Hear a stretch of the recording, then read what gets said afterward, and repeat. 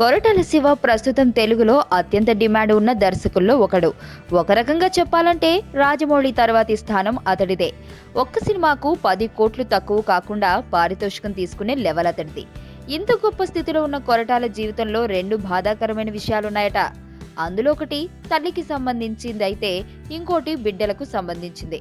తన తల్లి తన కోసం ఎంతో కష్టపడిందని, కానీ తాను దర్శకుడిగా సక్సెస్ చూసే సమయానికి ఆమె లేదని చెప్పాడు కొరటాల.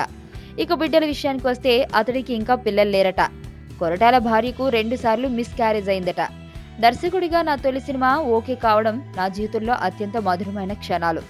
అమ్మ చనిపోవడం అత్యంత బాధాకరమైన సంఘటన.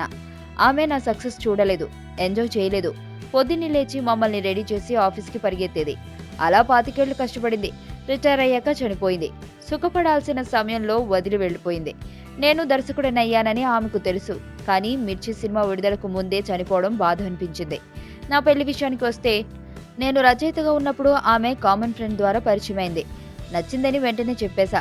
పెళ్లి చేసుకుంటానడంతో వాళ్ళ ఇంట్లో చెప్పేసింది. వాళ్ళు కూడా ఒప్పేసుకున్నారు. నా పెళ్లి కూడా సింపుల్గా జరిగింది. ఇంకా పిల్లలు లేరు. 2 సార్లు మిస్ క్యారేజ్ అయింది.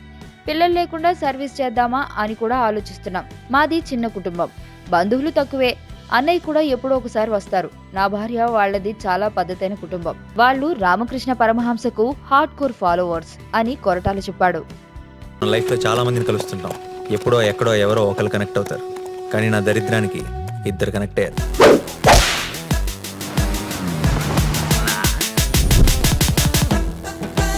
ఈ స్మైల్ చాలా బాగుంది. నిజం అనుకోవద్దు, అబద్ధమే. బానే ట్రై చేస్తున్నావు. I love you. జోక్ చేయకు. ఏంటి, నన్ను ఫాలో అవుతున్నావా? నువ్వే స్కూటీ పాడైపోయిందని అబద్ధం చెప్పి నన్ను ఫాలో అవుతున్నావేమో అని నా డౌట్.